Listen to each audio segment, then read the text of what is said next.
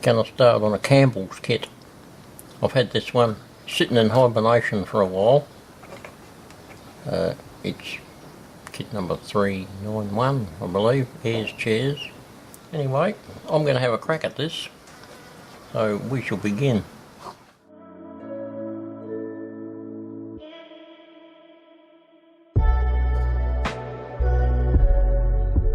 I'm just unpacking all these bags, and I might add, you can still smell the basswood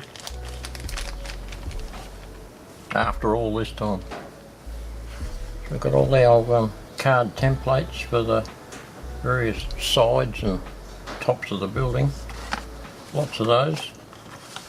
Usual Campbell stuff. And detailed instructions. It says in the instructions to identify all the parts. That'll be a challenge to start with anyway. And any wood bits that are going to be stained, to do that. And then we've got to cut out all the card wall stocks from that. So that'll take a while. Using a variety of stains I had in the cupboard to stain all the various bits of walkway and the sawdust bin on this kit. This one's what I've got here at the moment, it's a chestnut. So wipe heaps of that on and let it dry, and we can add to it later.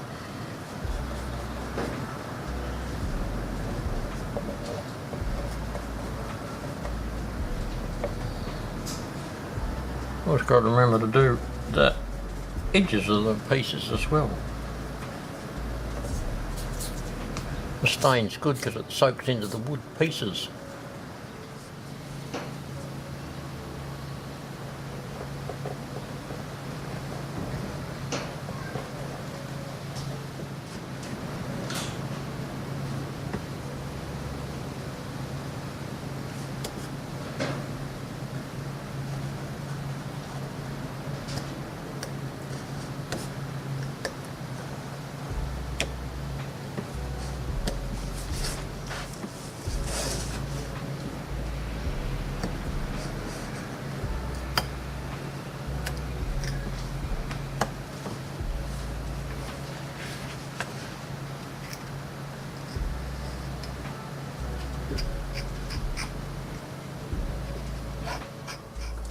Cutting out all these cardboard bits for the walls literally takes hours.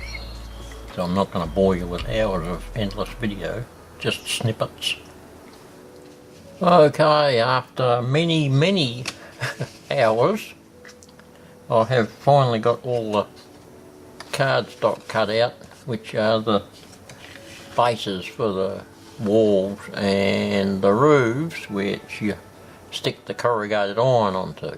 So we can now move on to the next step. All the windows have to be painted at some stage, so I might as well get them all off their little trees and tidied up.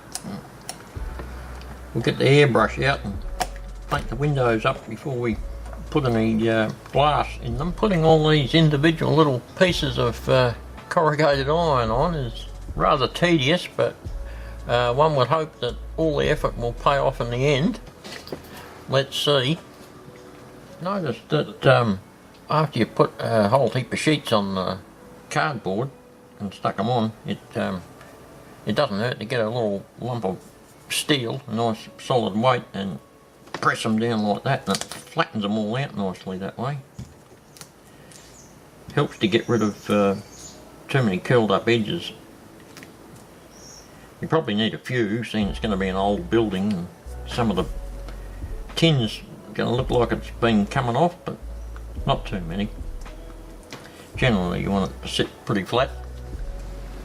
After all the glue's dried on the corrugated iron sheets that we put on our cardboard templates for our walls, then we've got to trim it up, all the excess that's around the edges and all around the doors and up around here. We end up with our edges trimmed up, something like that. We've also got to cut out the openings for the windows and doors and make sure they're all trimmed up so that the doors and windows will push in the holes, of course. So once again we've got our sharp craft knife, and try not to take our finger off,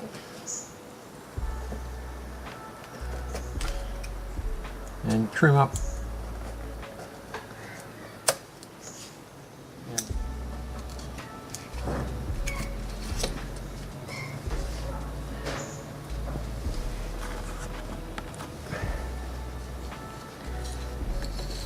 sort of got to tackle it from both sides, get a bit of a start.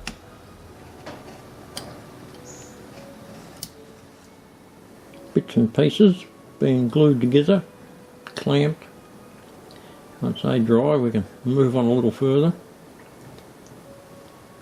All the wall sections have got to have stiffening pieces of wood frame glued to the back of them.